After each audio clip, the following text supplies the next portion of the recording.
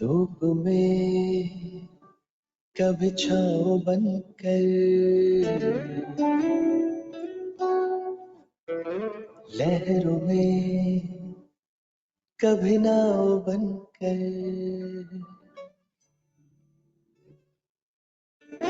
धूप में कभी छाँव बनकर, लहरों में कभी नाव बनकर, लड़खड़ाए कदम थामा है हाथ, जब लड़खड़ाए कदम थामा है हाथ।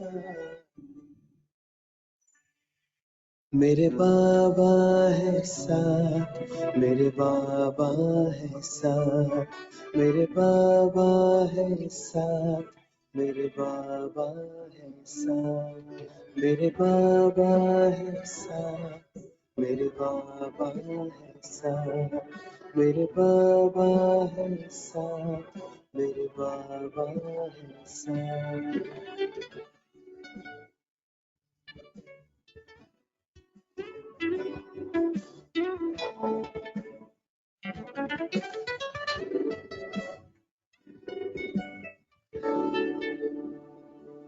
जब भी छाने लगे ये अंधेरा, मेरे संग संग चले जो सवेरा, जब भी छाने लगे ये अंधेरा। मेरे संग संग चले जो सवेरा, हर लम्हा दीप बन के जले। घाटों पे भी मेरे संग संग चले। अब तो लगता है जन्नत बनी हयात। मेरे बाबा है साथ, मेरे बाबा है साथ, मेरे बाबा है साथ, मेरे बाबा है साथ, मेरे बाबा है साथ, मेरे बाबा है साथ, मेरे बाबा है साथ, मेरे बाबा।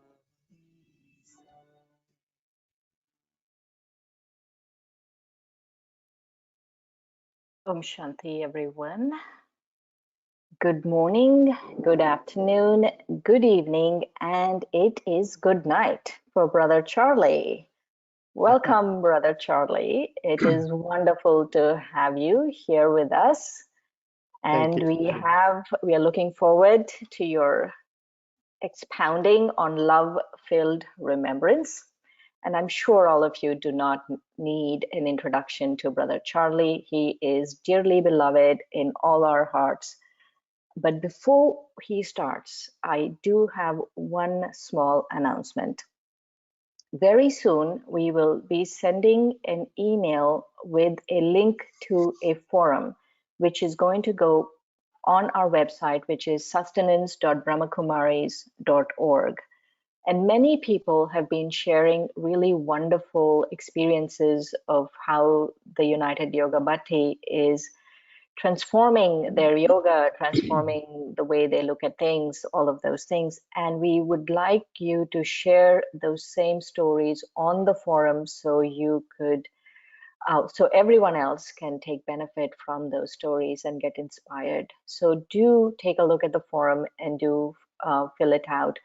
We were thinking of doing a survey, but right now we decided that it's best, because of the number of participants, it's best to do just what we did. One survey before, which was a pre-survey, and then we are going to do one after it ends in August, and that will be a post-survey. So welcome, Brother Charlie. It's all yours. So thank you so much, Shireen, and welcome to Baba's beautiful family in all corners of the world. And I really love the idea of the united yoga bhatti, and especially the word united, because the image I have is we're like a rosary of Baba's lights all over this planet, shedding his light at such a time of darkness in our world. You know, in all my Brahman journey, one of the things I often really love to do is to sometimes sit quietly with Baba and ask my heart, have a heart-to-heart with myself. And sometimes I ask Baba, you know, why did I come to this life? Why did I come to Baba? And the answer is always to change, to transform myself, to become pure. And if I ask again, you know, why am I still with Baba? Why after all these years? I would say it's the same answer, to transform and become pure. The method that Baba tells us every day is so simple. Children, remember me.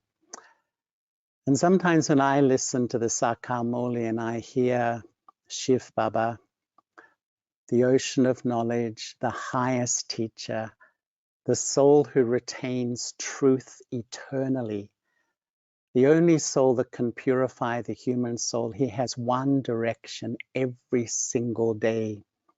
Remembrance, remembrance, remembrance, remembrance. And even Brahma Baba, the one who was a part of a family, had a business, He became Shiv Baba's child, and he became a full angel, just the most remarkable achievement of a human soul in history. And what is his advice to all of us who are following him? Remember, remember, remember.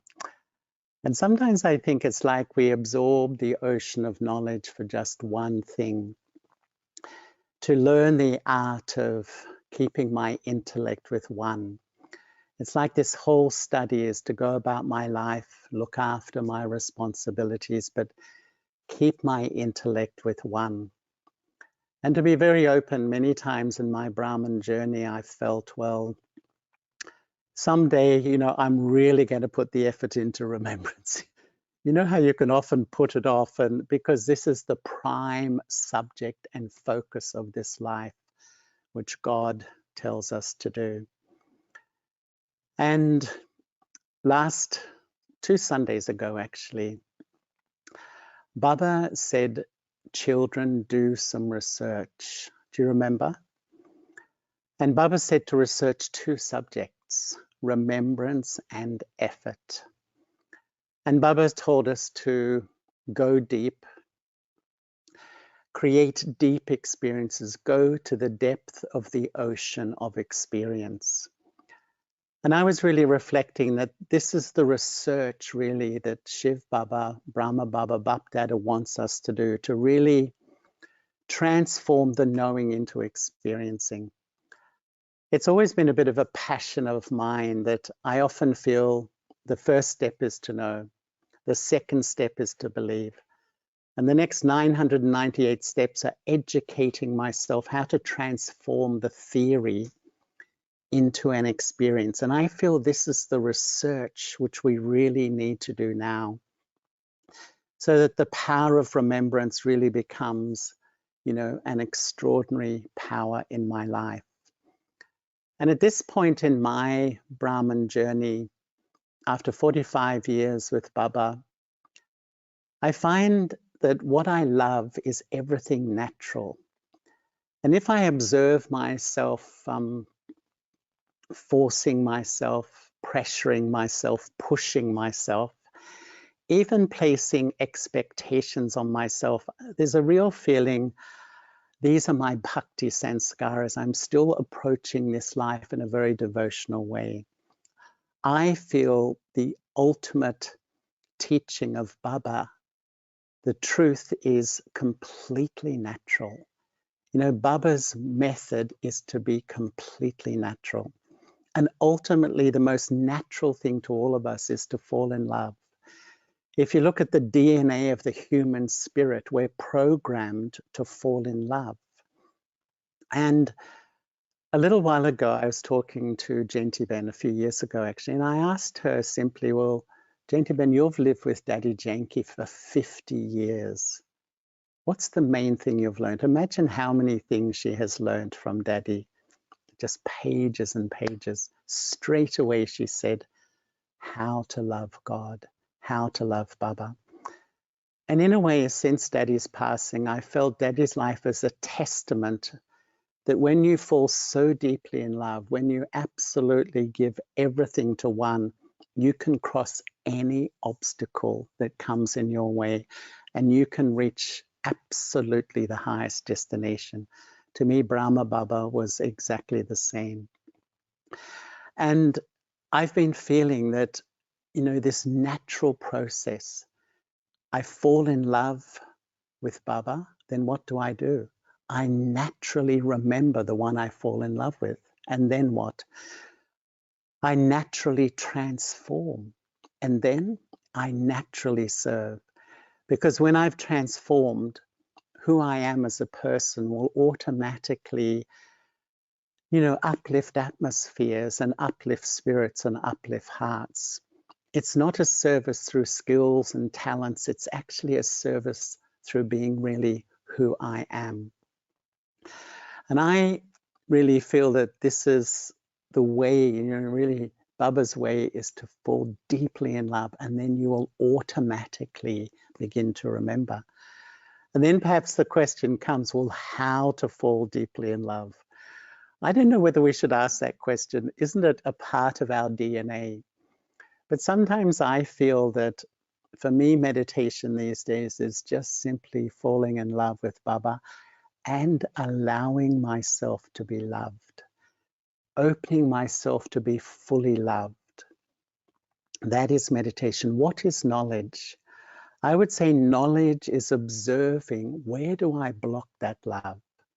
If I'm sitting in front of the purest love of eternity, the highest love, the most divine love, and I can't feel it, why? It's actually not to feel hopeless. It's not to feel bad. It's actually to learn to remove the barriers that are stopping me in this natural process of being loved and loving, and therefore naturally beginning to remember and transform. And in my own journey, I would say there's a few things that really stop us really tasting the most magical taste of the confluence age, which is God's love. And I would say the first thing is feeling unworthy. Even after so many years, it's the product of bhakti, the result, this deep and profound sense of not being good enough to be loved by God. This is really the deep, deep work of Brahman life, to remove that block from myself and step into God's love. You know, the second thing I find is to make Baba lovable. You can only love someone who's lovable.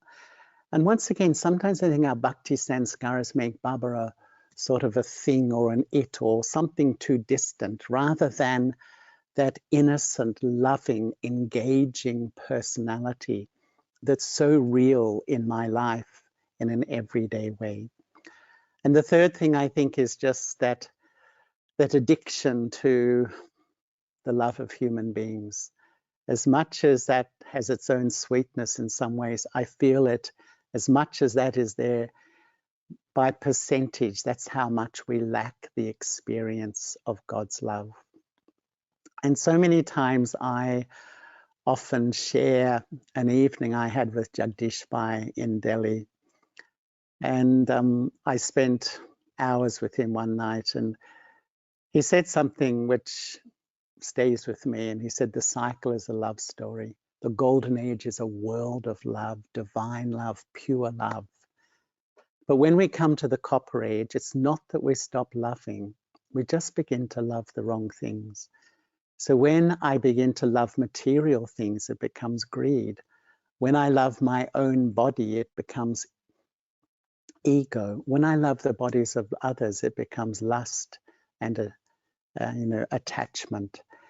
And so in a way, all the vices are is perverted forms of love. And then Baba comes. And in one sense, Baba gives us this extraordinary education. What is true love and what is accurate love?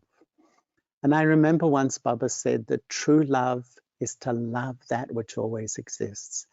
That's another truth that has penetrated deeply in my being, that really to love Baba, who's eternal, is true love. If I love anything temporary, I build fear and insecurity in my life.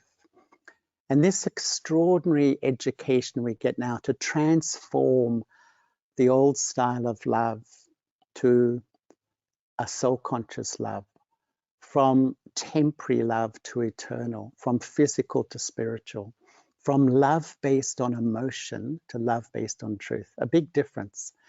Emotional love is that very human love that sort of loves you one day and rejects you the next. But that, true love is that love of Baba where he knows your value. No matter how much you go up and down, your stage fluctuates, Baba has invested trust and faith in me. Even dependent love to pure love. And in one sense, we are transferring our love towards Baba. And that's all I really have to do. Love the right things and I will become pure. I will transform. Love the right things, love accurately, and the process naturally begins to happen. And over recent times, I've been, really listening to the Muli differently. I don't know why, but since lockdown, I've been reading it, online, and I've often been the only person in the room except for the sound person. And I don't know, somehow it's penetrating more deeply. And one of the things I notice is that Baba never uses the word meditation and rarely yoga. And when we publicize, these are the words we use, but Baba's word always is remembrance. And once again, the most natural thing for human consciousness is to remember. At every millisecond, I'm remembering something, even as I'm speaking.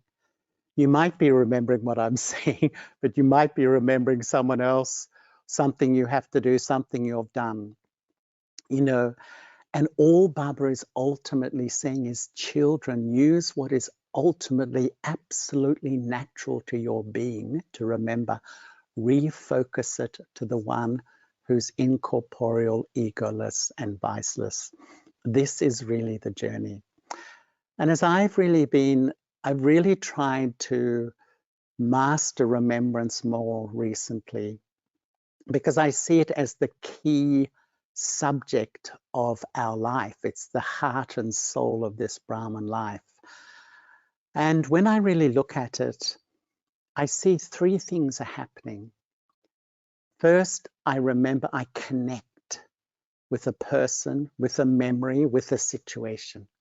The instant, the millisecond you connect, you are influenced. It's like you come under the shadow of that person, that situation, or that memory. And you have a feeling in your mind. And so if I remember a family member, if I connect, that I have that subtle connection, and I have a really close relationship, the instant I connect, then I have the influence of that love and that belonging, and I feel relaxed and calm inside. If I remember a family member and there's conflict, I'm not getting on, there's differences, the instant I touch, I feel discomfort. I may feel a little irritated, angry, hurt, and I download that feeling. And in a sense, if I remember Baba, I'm putting myself under a constant source, and I start to download those feelings. And recently I was sitting at Amrit Vela, and I decided I'm absolutely going to keep the subtle thread of my intellect with Baba. And I was just almost like sitting in the back of my head observing.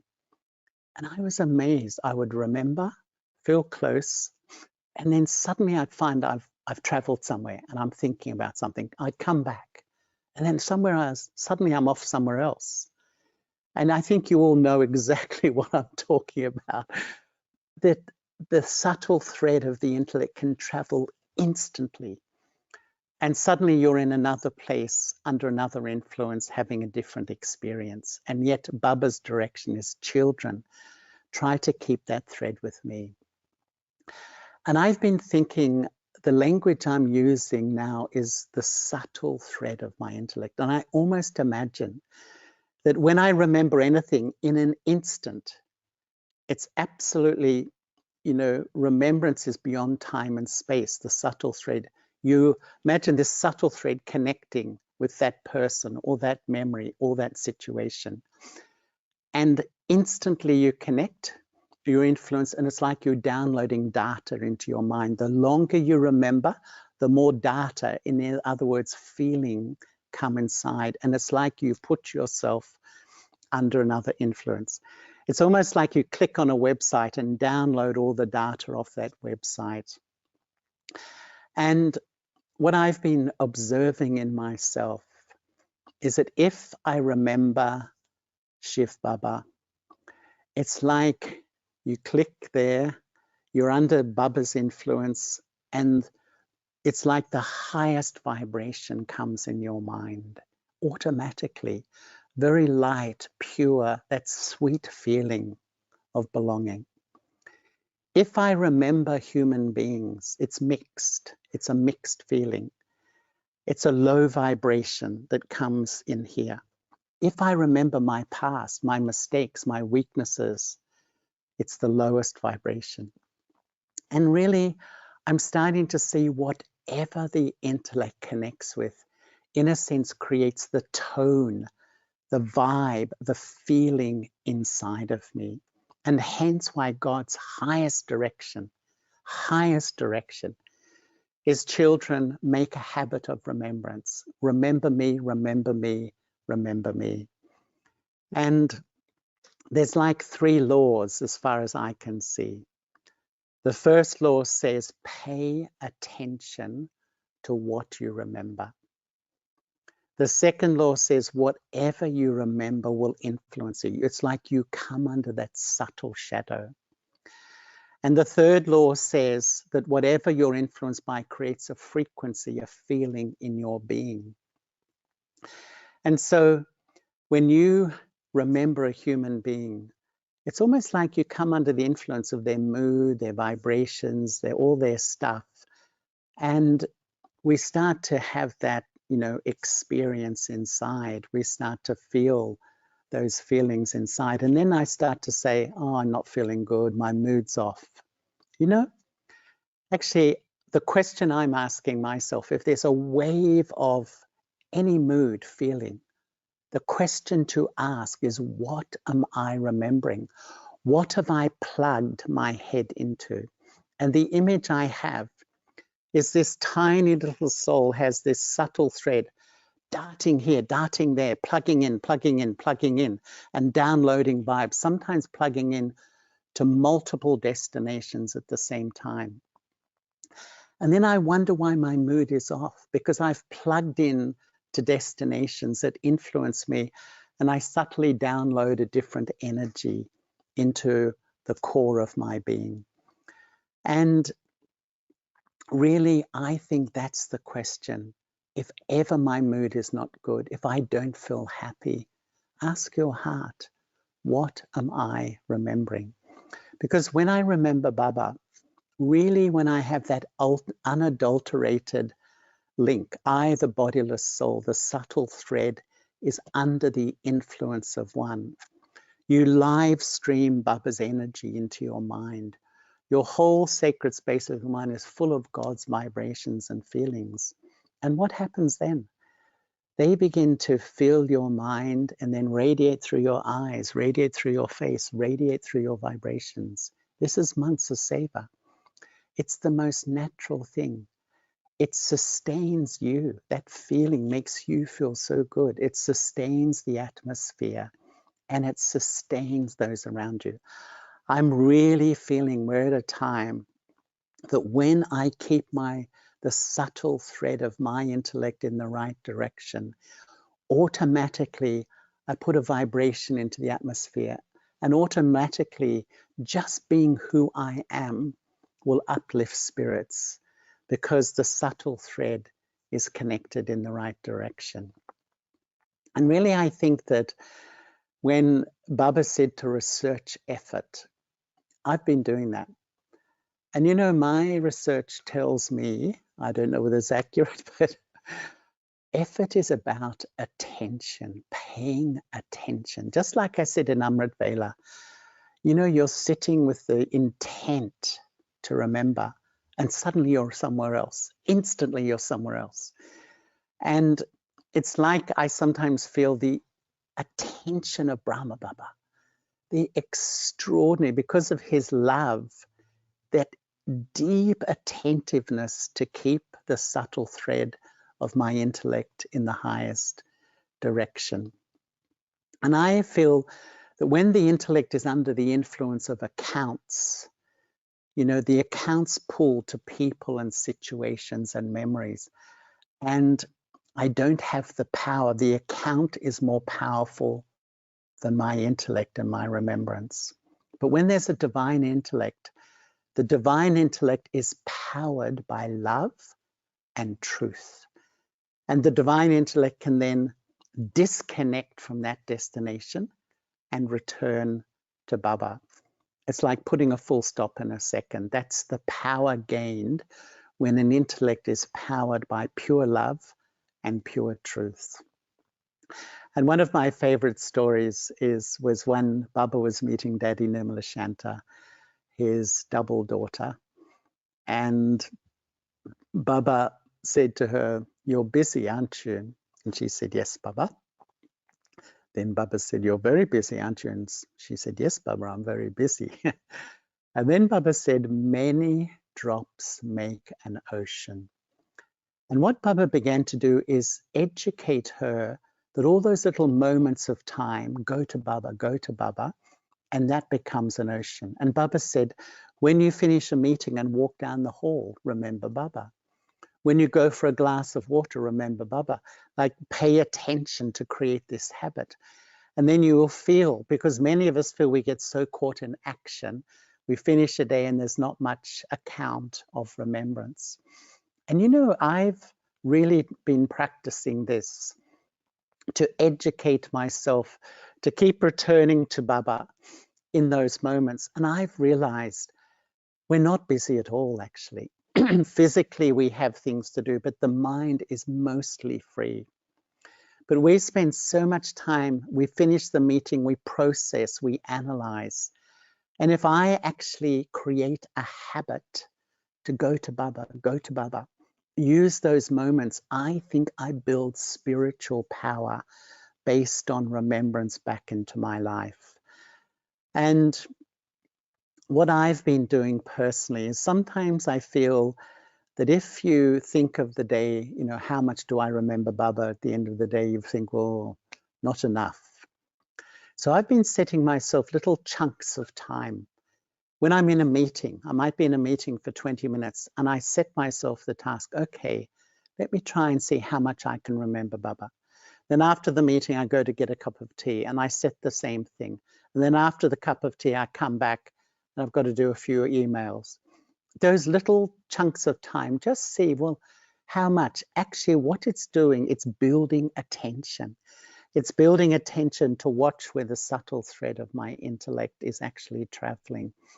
And actually, ultimately, I start to build the ocean from those little drops. And I feel that there's nothing sweeter than that feeling, than when I really feel that the main subject of this life is to really keep my intellect with one, and I'm really on that journey. So anyway, I am looking at the clock here. It's actually 9:30 at night, and most of you are all different times, I imagine, all around the world. But I'm going to finish there because we're going to have a commentary. Anyway, it's been a delight to meet you online, and wish everyone very well for more love-filled remembrance. So thank you so much. Om Shanti, Brother Charlie. Thank you so much for those deep insights and your love. So now we will have a video, and the video will be the 15-minute drill. The only difference is that this particular drill has subtitles in English. So thank you very much, Brother Charlie. Thank you, Shireen. Thank you, everybody.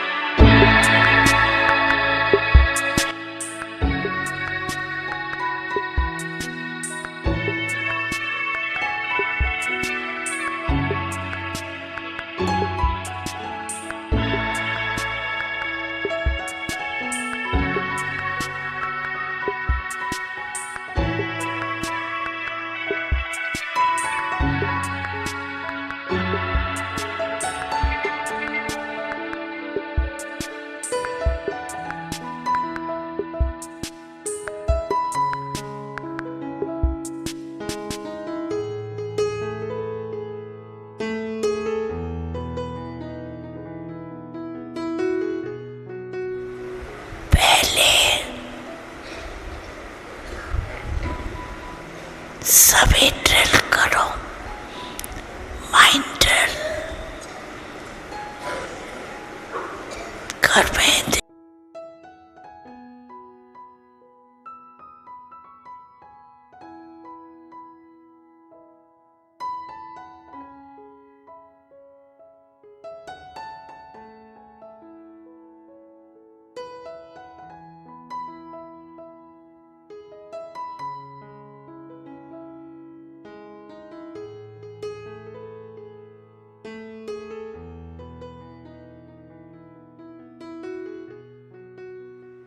पहले सभी drill करो, mind drill. घर में इंद्रियों की drill नहीं, मन की ड्रिल करो। रेडी? आप सभी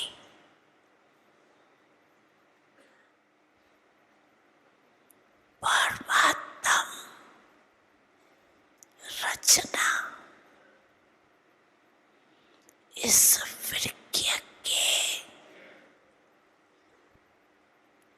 जड़ में बैठी हुई पूर्वज और पूज्य आत्मा हूँ, इस स्मृति